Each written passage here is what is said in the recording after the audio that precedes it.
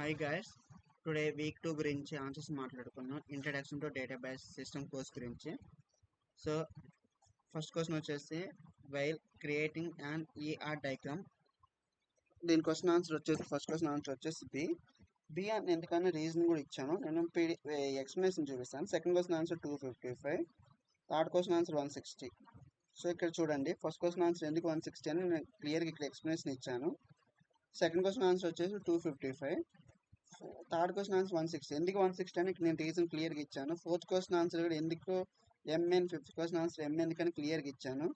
So మీరు క్లారిటీగా answers చదివి పెట్టండి. మీరు ఆ కోర్సెస్ విని ఆన్సర్స్ క్లియర్ పెట్టుకోండి, మీకు ఏం ప్రాబ్లం కాకుండా ఉంటుంది. ఆన్సర్స్ అన్నీ కరెక్ట్ అవుతాయి. Sixth question answer U B is equal 1,1 XY 1N. Answer వచ్చేసి సి.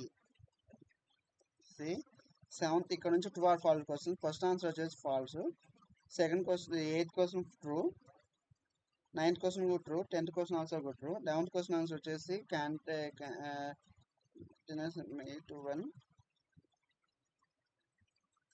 May 21. ఆన్సర్ వచ్చి ఇక్కడ